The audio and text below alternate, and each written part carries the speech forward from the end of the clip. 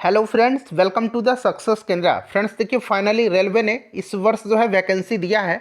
Vacancy आई हुई है RPF SI और कांस्टेबल की, यानी कि RPF SI constable new vacancy 2024 के लिए। पिछली बार जो आरपीएफ एसआई और कांस्टेबल का पेपर हुआ था, यानी कि RPF SI constable previous year question paper को इस सेशन में हम डिस्कस करेंगे। ऑनलाइन पेपर होता है और देखिए यह पेपर जो है 5 जनवरी 2019 का पेपर है। फ्रेंड्स, चैनल को सब्सक्राइब कर लीजिए। जितने भी प्रीवियस ईयर में आरपीएफ एसआई और कांस्टेबल के क्वेश्चन पूछे गए हैं उनको मैं आपको कवर करवा दूंगा। सभी लोग एक बार जल्दी से सेशन को लाइक कर दीजिए और चैनल को सब्सक्राइब कर लीजिएगा, बेल आइकन को जरूर दबा लीजिएगा। चलिए शुरू करते हैं आज का सेशन। यहाँ पर आप देख सकते हैं, बिल्कुल ये ओरिजिनल क्वेश्चन पेपर है। देखिए, ऑनलाइन पेपर होता है। यहाँ पर आप देख सकते हैं रोल नंबर, यहाँ पर रजिस्ट्रेशन नंबर, यहाँ पर कैंडिडेट का नाम होता है और यहाँ पर डेट भी आप देख सकते हैं 5 जनवरी 2019। ऑनलाइन एग्जामिनेशन एसआई, यहाँ पर आप देख भी सकते हैं आरपीएफ एसआई 5 जनवरी 2019 सेकंड शिफ्ट का यह पेपर है। बिल्कुल ओरिजिनल क्वेश्चन पेपर है। थोड़ा सा मैं जूम करता हूँ ताकि प्रश्न आपको स्पष्ट दिखाई दे। देखिए, पहला प्रश्न यहाँ पर आप देख सकते हैं क्वेश्चन नंबर 1 है।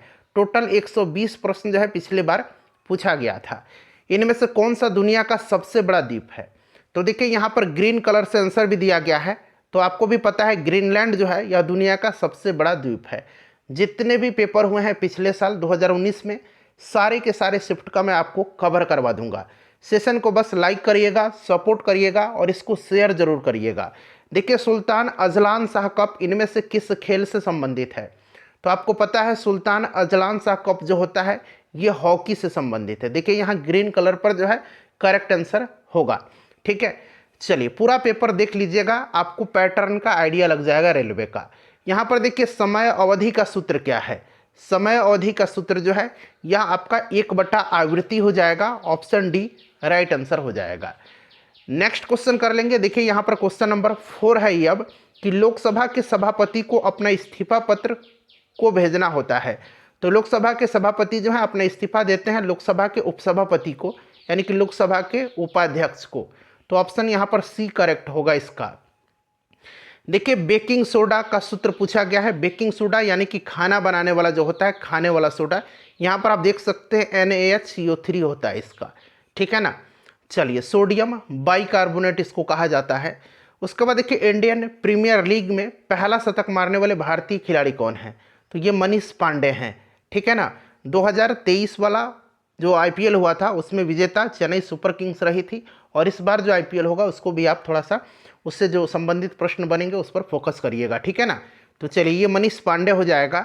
उसके बाद देखिएगा कि मार्तंड सूर्य मंदिर कहाँ पर स्थित है?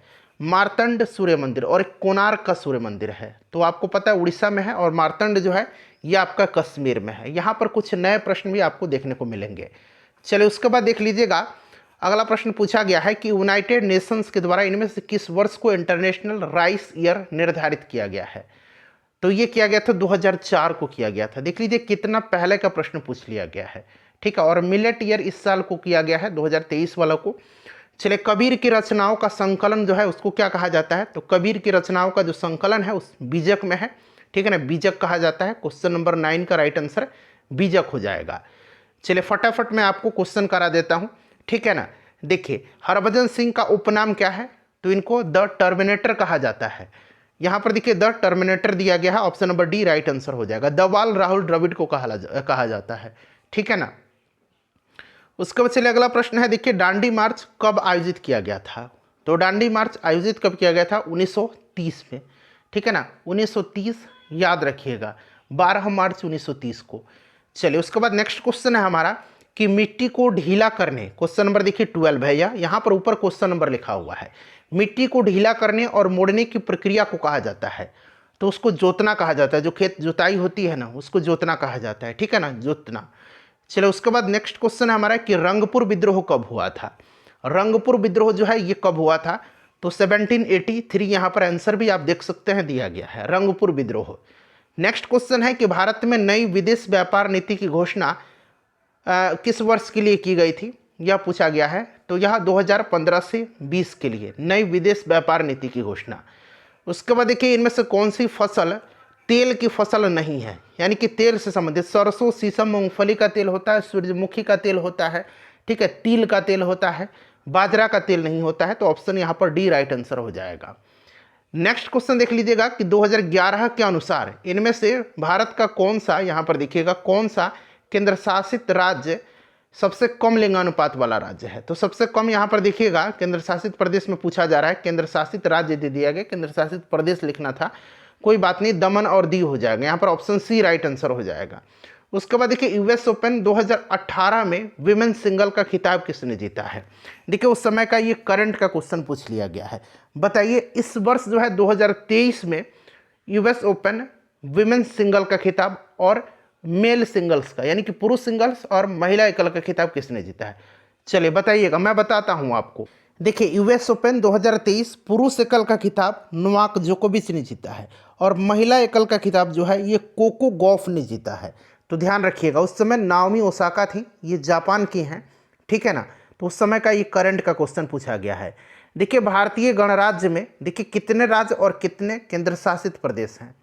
तो देखिए अभी की हम बात करते हैं तो 28 राज्य और 8 केंद्र शासित प्रदेश हैं, ठीक है ना। आज के संदर्भ में याद रखिएगा, उस समय यहाँ पर देखिए जम्मू कश्मीर भी था, ठीक है ना। जम्मू कश्मीर से राज्य का दर्जा ले लिया गया है अब, और तो इस प्रकार से 28 और 8 अब आप याद रखिएगा। चलिए 7वें सेंट्रल पे कमीशन के चेयरमैन कौन हैं, 7वें पूछा गया है, ठीक है ना। 7वें सेंट्रल पे कमीशन के चेयरमैन कौन हैं, तो यहाँ पर उनका नाम भी दिया गया अशोक कुमार माथुर। उस समय का ये करंट का क्वेश्चन है, AK माथुर यानी कि अशोक कुमार माथुर। चलिए उसके बाद देखिएगा कि केंद्र शासित प्रदेश पुदुचेरी में कितनी लोकसभा संसदीय निर्वाचन सीटें हैं। तो यहाँ पर देखिए एक इसका आंसर हो जाएगा। क्वेश्चन नंबर 21 है कि इनमें से कौन से देश में गोबी रेगिस्तान है। गोबी रेगिस्तान जो है ये मंगोलिया में है, ठीक है ना, गोबी मंगोलिया में है, याद रखिएगा, ठीक है ना। चलिए अटाकामा जो है, अटाकामा चिली में है, अटाकामा मरुस्थल चिली में है और गोबी जो है ये मंगोलिया में है। उसके बाद देखिए अगला प्रश्न है कि काजीरंगा राष्ट्रीय उद्यान जो है ये कहाँ पर स्थित है। तो काजीरंगा राष्ट्रीय उद्यान असम में है, मानस भी असम में है, ओरांग भी असम में है, देहिंग पटकाई भी असम में है, ध्यान रखिएगा। चलिए इनमें से कौन सा एक, यहाँ पर देखिएगा ऑक्जेलिक एसिड लिखा गया, देखिए हिंदी में थोड़ा सा, ऑक्जेलिक एसिड का प्राकृतिक स्रोत है। तो टमाटर में ऑक्जेलिक एसिड पाया जाता है, चींटी के डंक में जो है ये मेथनोइक एसिड होता है, ठीक है, या फॉर्मिक एसिड कहिए, नींबू में सिट्रिक एसिड होता है, दूध में लैक्टिक एसिड पाया जाता है। देखिए कलमकारी चित्रकला किस राज्य से संबंधित है। तो कलमकारी जो है यहाँ पर देखिए आंध्र प्रदेश, मधुबनी चित्रकला बिहार से है, वारली पेंटिंग जो है ये आपका महाराष्ट्र से है, कांगड़ा पेंटिंग हिमाचल प्रदेश से है, ये सब ध्यान रखिएगा। चलिए उसके बाद देखिएगा कि पृथ्वी की आंतरिक गर्मी से प्राप्त ऊर्जा को कौन सा ऊर्जा कहा जाता है। तो पृथ्वी की आंतरिक गर्मी से प्राप्त ऊर्जा को भूतापीय ऊर्जा कहा जाता है, भूतापीय ऊर्जा। देखिए क्वेश्चन नंबर 26 है कि दिल्ली चलो का नारा किसने दिया था। हिस्ट्री का क्वेश्चन है, सुभाष चंद्र बोस जी ने दिल्ली चलो का नारा दिया था। करो या मरो का महात्मा गांधी जी ने भारत छोड़ो आंदोलन के समय दिया था, ठीक है ना। चलिए उसके बाद देखिएगा क्वेश्चन नंबर 27 कि अलीगढ़ में मोहम्मदन एंग्लो ओरिएंटल कॉलेज किसने स्थापित किया था। तो यहाँ पर देखिए सर सैयद अहमद खान ने किया था, ठीक है, ध्यान रखिएगा। चलिए उसके बाद देखिएगा कि 1833 वर्ष में, ठीक है ना, यहाँ वर्ष होगा 1833 वर्ष में भारत का पहला ब्रिटिश गवर्नर जनरल कौन था। अब यहाँ पर देखिएगा ब्रिटिश इंडिया कंपनी द्वारा नियुक्त। तो ये आपको पता है कि भारत का पहला governor general Lord William Bentinck था, ठीक है ना। 1833 का जो चार्टर एक्ट था इसी के द्वारा इसको बनाया भी गया था। चलिए पंचायती निर्वाचन क्षेत्र के जनक के रूप में कौन जाने जाते हैं। पंचायती निर्वाचन क्षेत्र के जनक के रूप में, तो यहाँ पर देखिए लॉर्ड मिंटो होगा, लॉर्ड मिंटो, ठीक है। चलो उसके बाद देखिए पोलैंड का मुद्रा का नाम पूछा गया है, पोलैंड का मुद्रा का नाम, तो यहाँ पर पोलिश जलोटी हो जाएगा। उसके बाद देखिए भारत के संविधान की 8वीं अनुसूची में कितनी भाषाओं को सूचीबद्ध किया गया है। तो 22 भाषाओं को सूचीबद्ध किया गया है 8वीं अनुसूची में। टोटल अनुसूची अगर पूछेगा कितनी है तो 12 अनुसूची हैं। चलिए उसके बाद देख लीजिएगा कि राष्ट्रीय गृह बैंक NHB का मुख्यालय कहाँ पर स्थित है। तो NHB का मुख्यालय कहाँ पर है, तो ये नई दिल्ली में है। हाइड्रोजन का परमाणु क्रमांक पूछा गया है, तो हाइड्रोजन का एक होता है परमाणु क्रमांक, एटॉमिक नंबर, ठीक है ना। हीलियम का 2 होता है, लिथियम का 3 होता है। देखिए पृथ्वी का द्रव्यमान पूछ लिया गया है, तो देखिए ऑप्शन नंबर बी में दिया गया है पृथ्वी का द्रव्यमान यहाँ पर। क्लियर। चलिए उसके बाद नेक्स्ट क्वेश्चन है हमारा, खाली स्थान दिया गया है। श्वसन एक प्रक्रिया है जिसमें जीव ऑक्सीजन की अनुपस्थिति में जो है ऊर्जा उत्पन्न ऑक्सीजन की अनुपस्थिति में ऊर्जा उत्पन्न करते हैं। श्वसन की एक प्रक्रिया है जिसमें जीव, पूछा गया कौन सा, ऑक्सीजन की अनुपस्थिति में, यानी कि सीधी सी बात है ये अनॉक्सीय है, अवायवीय हो जाएगा, ठीक है ना। चलिए उसके बाद पूछा गया है कि अंतिम औपचारिकता क्या है जिसके बिना हमारे देश में कोई केंद्रीय विधेयक कानून नहीं बन सकता है। तो जब तक राष्ट्रपति का हस्ताक्षर नहीं होगा, अंतिम औपचारिकता यही ना, जब दोनों सदन से पास होके जाता है तो राष्ट्रपति का जब मोहर लग जाएगा तो निश्चित रूप से कानून बन जाएगा यहाँ। चलिए उत्तराखंड की राजधानी पूछा गया है, तो आपको पता है देहरादून उत्तराखंड की राजधानी है। उसके बाद देखिए कनिष्क किस वंश का महान शासक था, तो कुषाण वंश का था। कुषाण वंश राइट आंसर हो जाएगा यहाँ कुषाण। अंग्रेजी वाला सेक्शन आप लोग एक बार जरूर ध्यान से देखते चलेंगे जब एग्जाम देंगे तब। चलिए उसके बाद देखिएगा कि भूटान की राजधानी, तो थिम्पू भूटान की राजधानी है। नगुल्ट्रम जो है, नगुल्ट्रम भूटान की मुद्रा होती है। चलिए उसके बाद देखिएगा कि ईपीएफ का पूर्ण रूप क्या है। ईपीएफ आपने इस तरह से पढ़ा होगा, ईपीएफ तो एम्प्लॉइज प्रायोरिटी फंड, ठीक है ना। तो प्रोविडेंट फंड, सॉरी यहाँ पर देखिए एम्प्लॉइज प्रोविडेंट फंड होता है, ऑप्शन ए यहाँ पर करेक्ट आंसर हो जाएगा ईपीएफ। चलिए निम्नलिखित में से किसे भारत के राष्ट्रपति के रूप में निर्विरोध निर्वाचित किया गया था, तो ये नीलम संजीव रेड्डी थे, ठीक है ना। उसके बाद चलिए 42 नंबर है कि पोर्टफोलियो सिस्टम किसके द्वारा लागू किया गया है, तो पोर्टफोलियो को लॉर्ड कैनिंग के द्वारा। उसके बाद देखिए अगला प्रश्न है हमारा 43 नंबर की घूमर जो है ये कहाँ का लोक नृत्य है, घूमर राजस्थान का लोक नृत्य है, ठीक है। चलिए उसके बाद देखिएगा कि रडार का पूर्ण रूप पूछा गया, पूरा नाम क्या है, तो रडार का पूरा नाम आपको पता भी, यहाँ रडार लिखा गया, रेडियो डिटेक्शन एंड रेंजिंग होता है। क्लियर। चलिए उसके बाद देख लीजिएगा कि मुल्तान क्रिकेट स्टेडियम किस देश में है, मुल्तान पाकिस्तान में है। मुल्तान का सुल्तान वीरेंद्र सहवाग, आपको याद होगा, ठीक है। चलिए उसके बाद देखिएगा कि राज्यसभा के सदस्यों की कार्य अवधि तो 6 वर्ष की होती है। राज्यसभा का अगर पूछेगा यहाँ सदस्य न देकर तो कन्फ्यूजन मत करिएगा, ये कभी भी भंग नहीं होती है। चलिए तो ये 6 वर्ष सदस्य जो होते हैं, और प्रत्येक जो है 2 वर्ष पर कितने सदस्य सेवानिवृत्त होते हैं, जरा आप मुझे कमेंट करके बताइएगा। चलिए उसके बाद देख लीजिएगा कि किदाम्बी श्रीकांत किस खेल से संबंधित है, तो ये बैडमिंटन के हैं किदाम्बी श्रीकांत।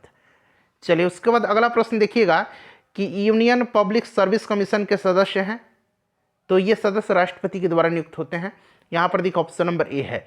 तुंगभद्रा बांध जो है ये तुंगभद्रा नदी पर है, कर्नाटक में। क्लियर।